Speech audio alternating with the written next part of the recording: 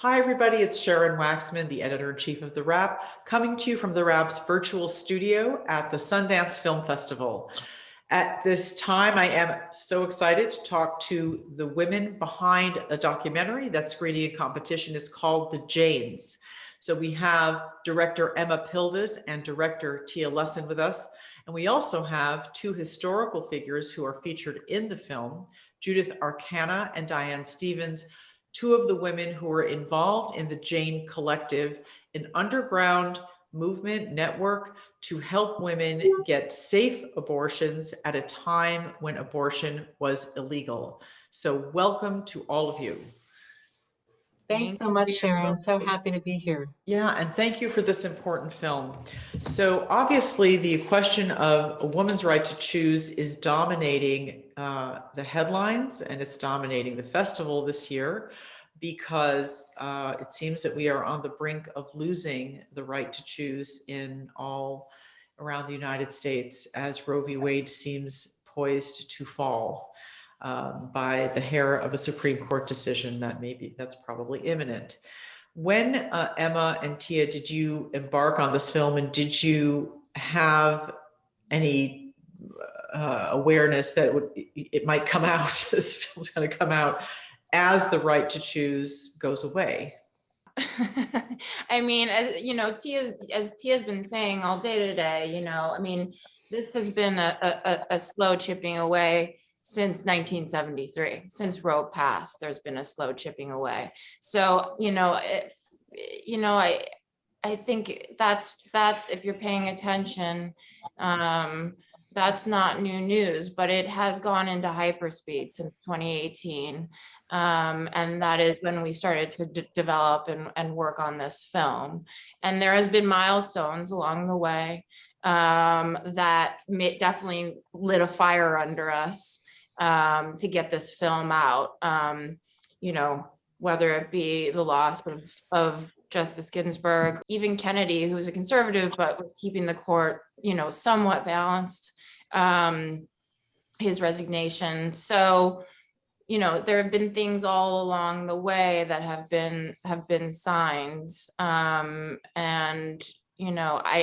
don't. Well, let's just say why this story. You could have chosen to talk about abortion a lot of different ways. Tia, why this story in particular? I mean, it's a great story. It is a great story. It's got incredible drama. It's got good guys. It's got bad guys. It's got, it's set against the turmoil of the late 60s, early 70s in Chicago, which was ground zero, really the epicenter for resistance and defiance at that time. And these women were incredibly, courageous, and not just doing what they did, but then sitting for our cameras and speaking about it. They broke the law. And these were ordinary women turned outlaws. Like, what better story is that? They were breaking the law, potentially, with life sentences hanging over their heads. But it's crazy. That's totally crazy. When, not to jump ahead, but like the women who were arrested when they finally raided the clinic, you're facing a life sentence. Judith and Diane, welcome, and thank you for being here, and thank you for participating in the film to fill in a really important part of American history. That seems insane to me. Was that normal to you back then when you were breaking the law? Well, I'm a person that believes in logical consequences. I knew I was doing something illegal all along, and I knew there was the possibility of going to jail. And I felt so strongly about it. It was what I had to do. I just had to because of the circumstances. When we were actually arrested, I felt that I was in a much better position than some of the other women that were arrested, in that I didn't have children. I didn't have a family that would be devastated. How old were you at the time? I think I was 22. I was 22. So you're like basically a kid. Well, I guess. I certainly, if you looked at my mugshot, I certainly looked like a kid. Yeah, you do. But I was willing to face it you know, I knew I might have to face it. Were you one of the I'm women? glad that I didn't have to. Were you one of the women performing abortions? Well, we all performed, really. We all performed part. So, okay, Judith, how about you? How did it feel to you at the time, knowing what the risk you were running? I actually almost never thought about the risk. I know that sounds simple-minded, but it isn't that we were simple-minded or that I particularly was simple-minded. It's that just wasn't what was important, you know? Right. One of the things I think about a lot when my website was being put together about a decade ago, I said right on my Jane page, we have to think about the difference between law and justice. And law is somebody's idea, and if that somebody has the power to make it be the rule that everybody has to follow, then it's a thing. But that's got nothing to do with the way people should behave and the things people should do. And so it just really wasn't on my mind. And of course, like Diane, I mean, when we were arrested, it was pretty scary. You know, we knew that we were endangered. But again, really, that was not the most important thing. I know that sounds like sky blue dreaminess, but actually a lot of us thought that way. It just wasn't. Or is it because this went on, I guess, from 1968 until 1973, is that right? And if I remember correctly, you performed 11,000 procedures for women? That's an estimate. Could be. Oh, total. okay. I mean, even so. No. Yeah, a lot, yeah. That's a lot. Yeah. That's a Yeah. lot. And keep in mind, Sharon, performing the procedure itself was a crime, but so was just advertising the procedure, advertising, putting up signs that say, call, you know, pregnant, need help, call Jane. That was a crime. Being an accomplice, you know, to holding a woman's hand during the procedure, driving her to the procedure, those were crimes. So the entire, you know, the entire endeavor was criminalized from soup to nuts. The women themselves, you know, who were getting the procedures in some states, they were criminalized. Not in Illinois at that time, but in many states, and they were oftentimes strong-armed by the law enforcement agencies to give up the abortion providers to stay out of jail. Yeah, it's almost, there's something almost out of body being a woman in America and feeling like we are stepping into this new space.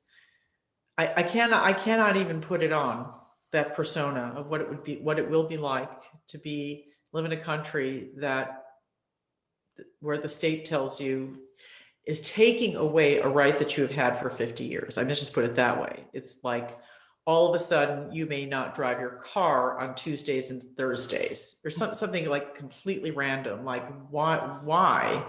But I think that's that's a lot of the power of this film, right? I mean, you don't have to imagine what it was like.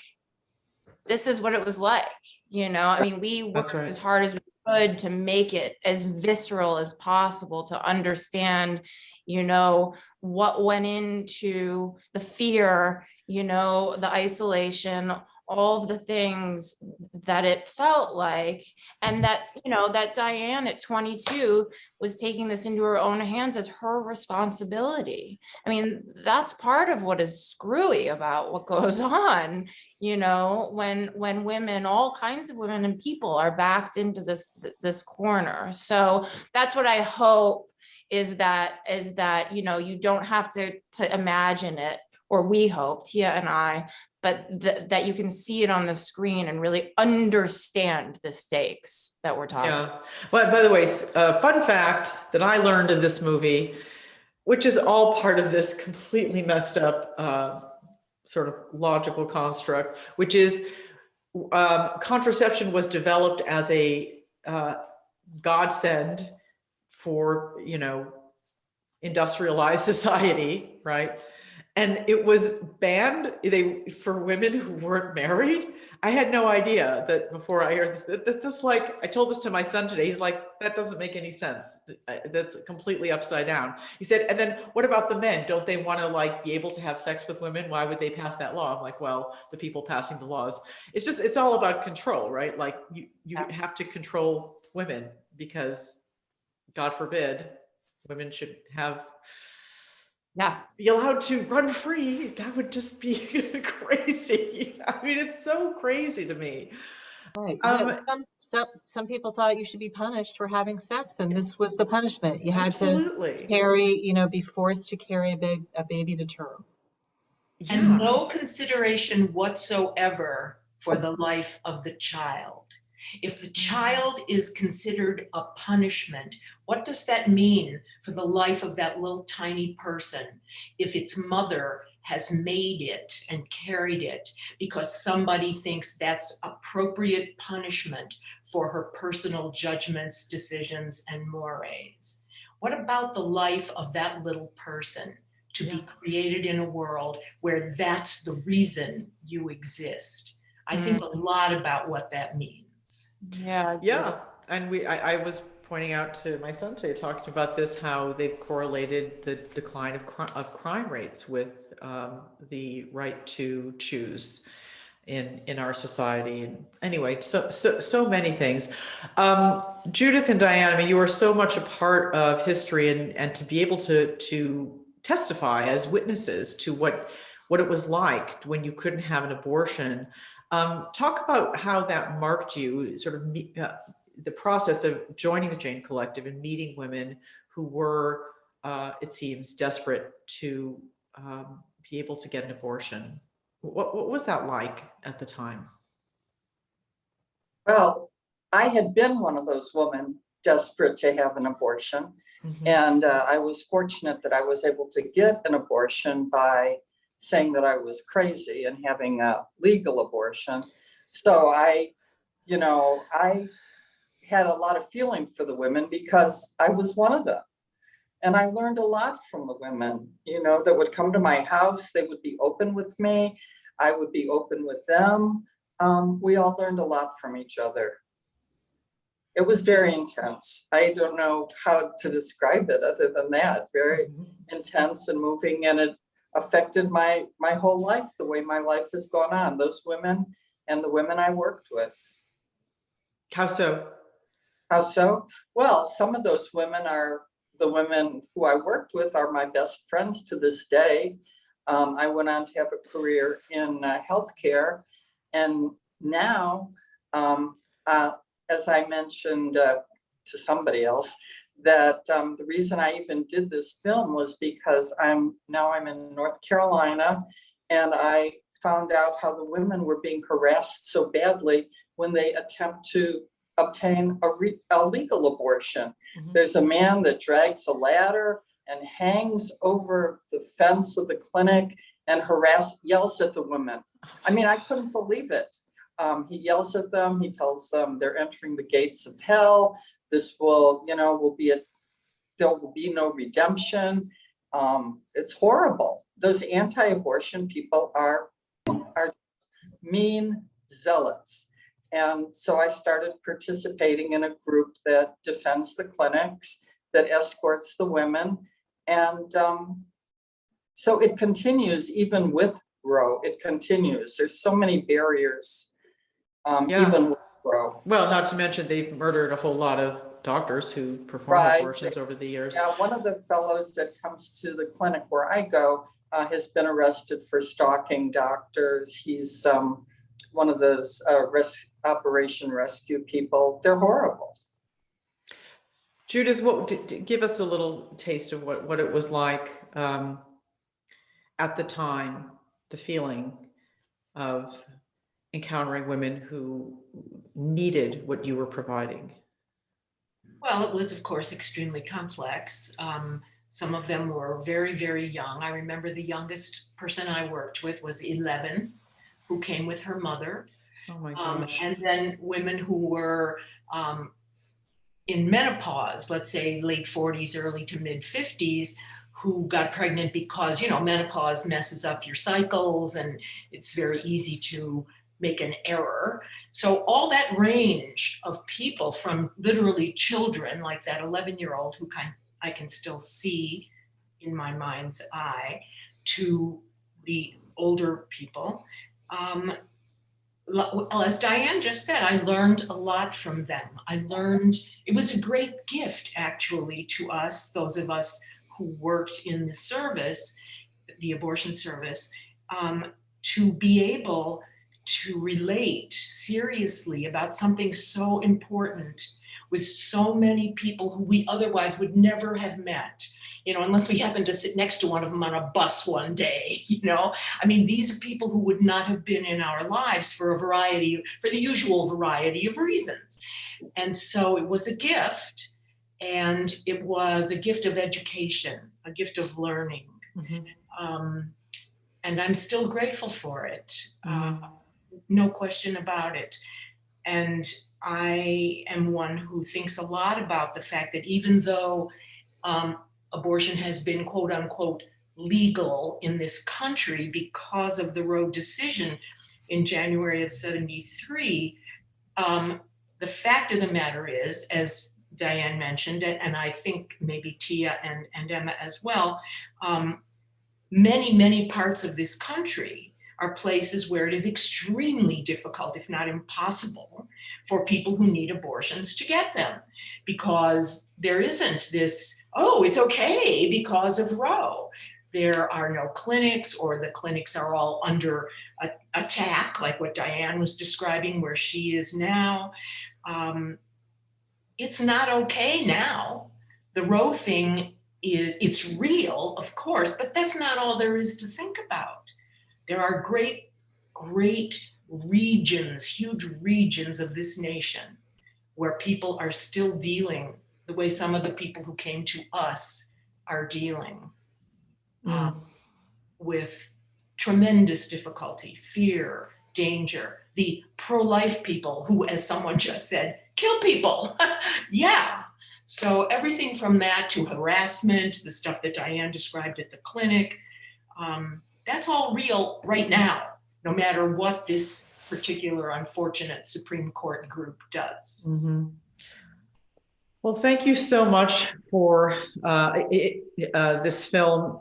It certainly also raises the question to me of what ideas you're planting for people who are going to have to deal with the lack of legal protection, such as it is today and tomorrow going forward, because women will continue to seek out abortions. They will continue to need abortions, and that basic fact seems to escape many of the people who are making moral judgments and legal decisions that impact half of the country, pretty much. So thank you for a fascinating film. Thank you for being here today in our studio. And let's all hope that we find a path forward at this really critical time in our history. And Sharon, today is the 49th anniversary of the decision in Roe v. Wade. So Wow. It may well be, the last time that we can celebrate that decision. Wow. Wow. Thank you for pointing that out. 49 years, it might not make it to 50. Probably won't make it to 50, almost certainly. Well, there are other tools that we're going to have to use. Yes, because women, That's right. Women are not going to just sit back and say, well, okay. I don't think that's going to happen. They didn't then, and they're not going to now. And you can and always. never have. Yeah, That's right. Exactly, Emma. Never have. There have been abortions for thousands of years. Mm-hmm. They're not going to go away. Right.